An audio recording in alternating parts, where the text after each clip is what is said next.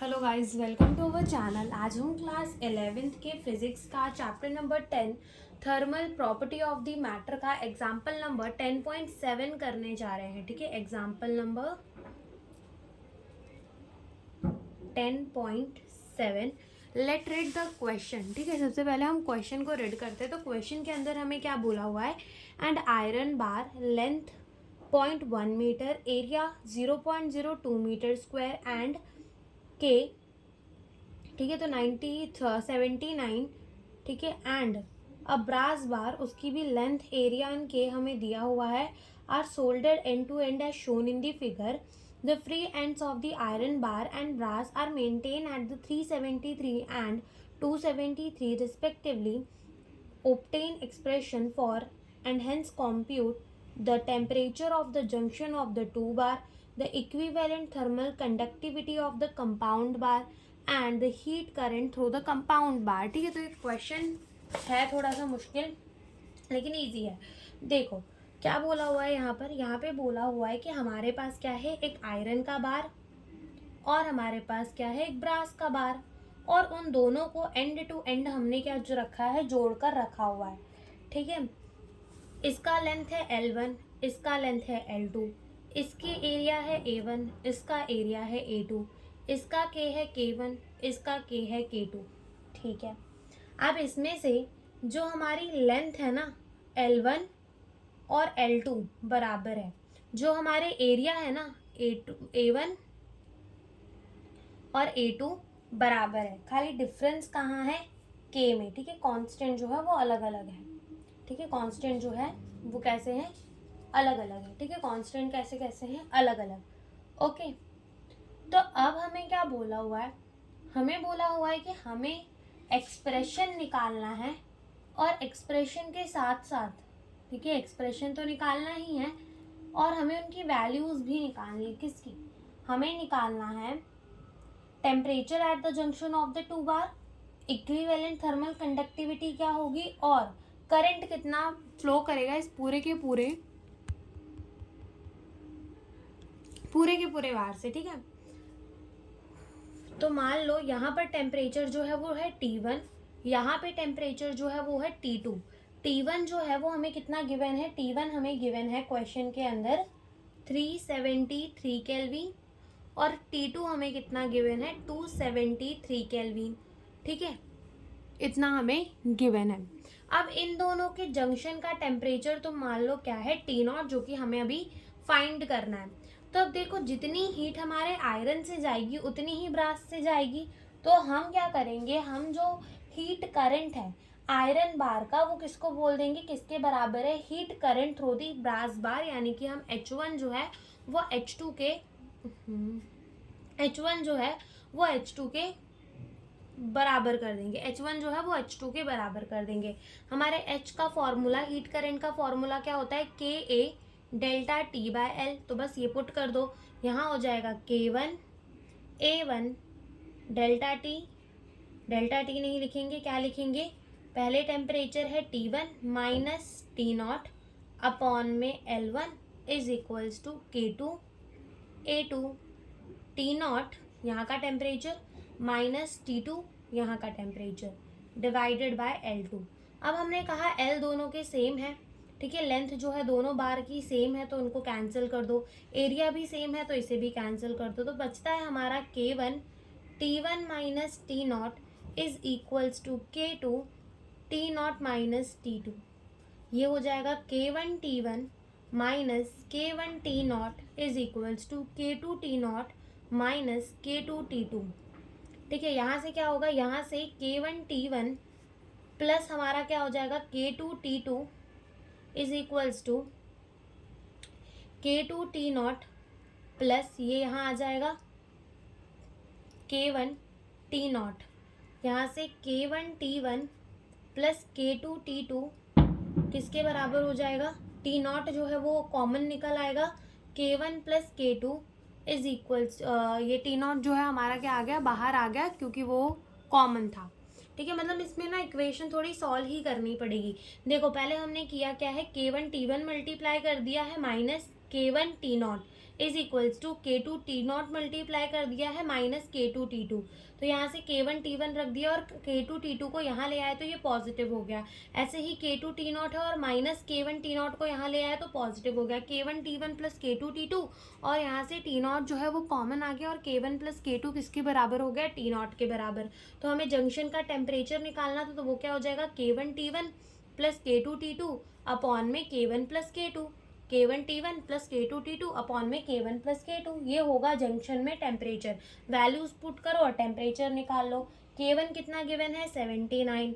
T1 कितना given है हमें, T1 गिवन है 373 केल्विन, प्लस K2 कितना गिवन है, K2 हमें गिवन है 109। अभी यहाँ पर यूनिट्स मत पुट करो, नहीं तो और ज़्यादा कॉम्प्लेक्स हो जाएगा क्वेश्चन, वैसे ही पहले से वो इतना है थोड़ा सॉल्व करने जैसा। लास्ट में यूनिट लिख देना, ठीक है। और K2 हमने लिख दिया 109 एंड T2 कितना है हमारा 273 kelvin divided by K1 plus K2 यानी कि 79 प्लस 109। ठीक है, फिर से क्या सॉल्व करना है, 79 प्लस 109। तो यहाँ से हम इसे अब सॉल्व करते हैं। ठीक है, तो देखो जब हम अपने 79 को मल्टीप्लाई करेंगे 373 से तो आंसर कितना आएगा 29467 प्लस 109 को जब हम मल्टीप्लाई करेंगे 109 मल्टीप्लाई विथ 273 तो ये आंसर कितना आ जाएगा 29757 और 109 को जब हम प्लस करेंगे विथ 79 तो आंसर आ जाएगा 188।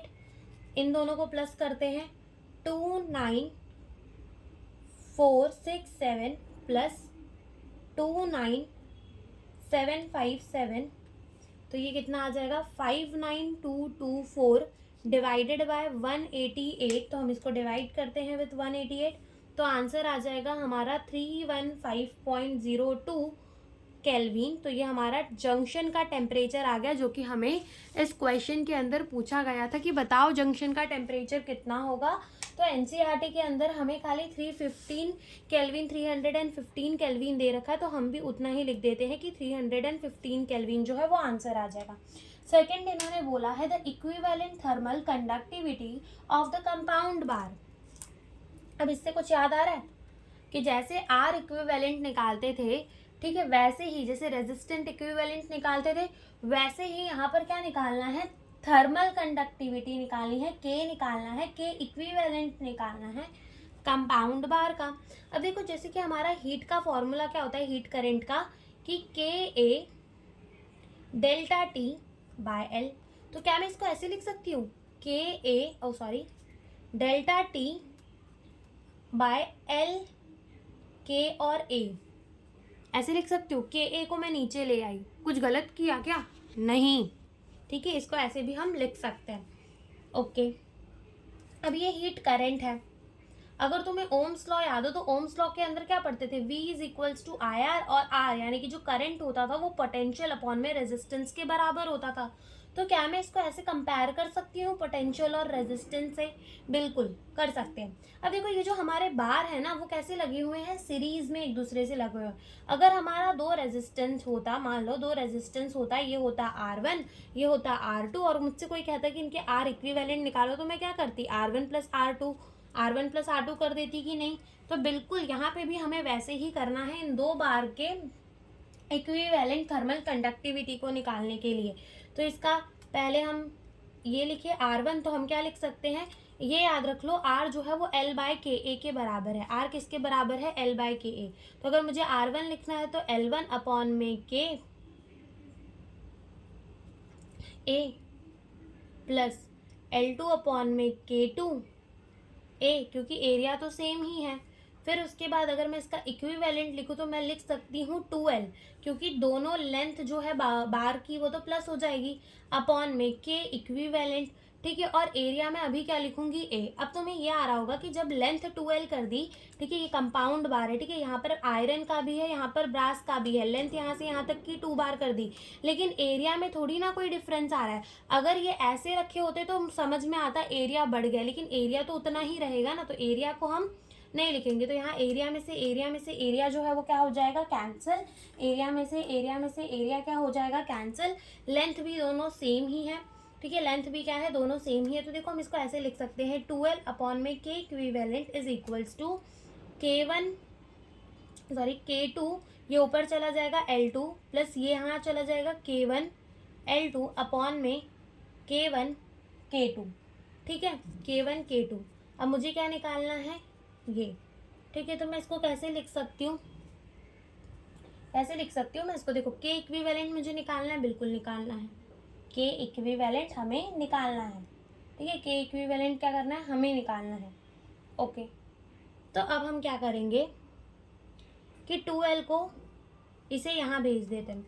तो ये क्या हो जाएगा हमारा, ये हो जाएगा 2L K1 into K2 upon में, ये डिवाइड चला जाएगा, K2 प्लस K1, और L तो दोनों का सेम है, L1 is equals to L2 is equals to L, तो L तो कॉमन आ गया, L से L जो है वो कैंसिल हो जाएगा।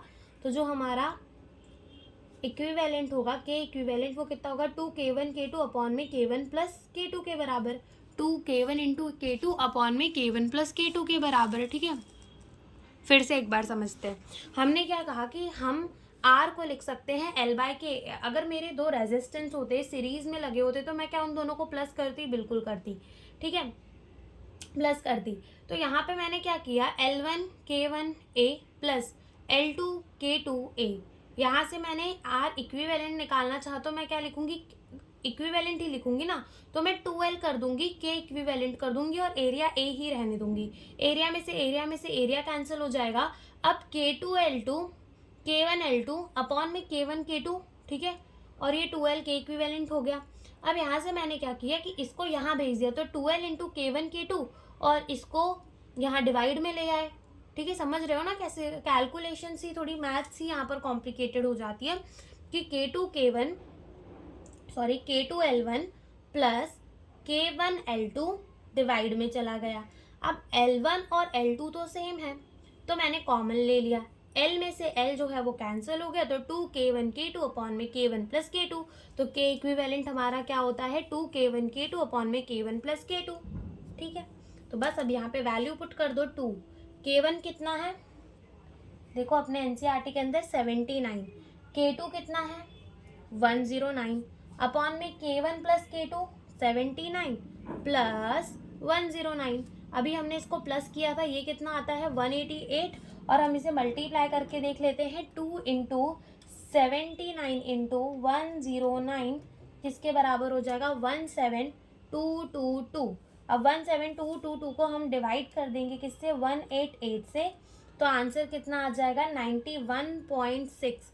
यानी कि ये हमारा क्या आ गया, K इक्विवेलेंट कितना आ गया 91.6। K इक्विवेलेंट कितना आ गया हमारा 91.6 वाट पर मीटर पर केल्विन। ठीक है, तो ये हमारा क्या आ गया, K इक्विवेलेंट आ गया। ठीक है, तो ये हमने निकाल लिया K इक्विवेलेंट। अब तीसरा जो पार्ट हमें यहाँ पर पूछा है, वो पूछा है the heat current through the compound bar. Heat current निकालना है थ्रू द कंपाउंड बार, तो उसे भी हम सॉल्व करते हैं। अब देखो heat current through the compound bar जो हमसे पूछ रहा है, तो वो H के ही बराबर, हम उसको H डैश बोल लेते हैं। अब H का फॉर्मूला अगेन क्या होता है, KA delta T by L। तो अब यहाँ पर हम K इक्विवेलेंट रखेंगे, एरिया A ही रखेंगे, टेम्परेचर क्या रखेंगे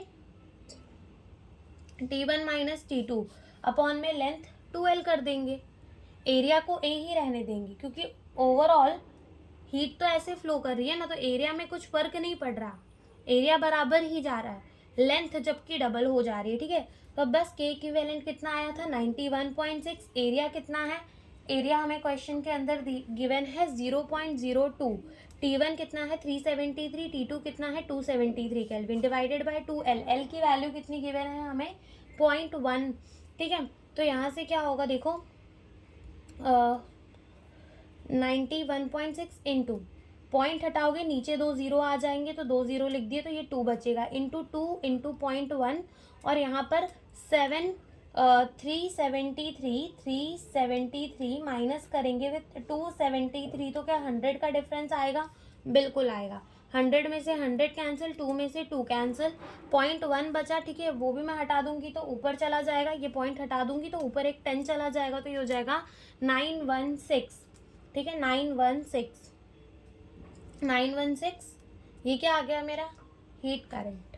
ओके, तो यही हमसे इस क्वेश्चन के अंदर पूछा था। Thank you for watching the video.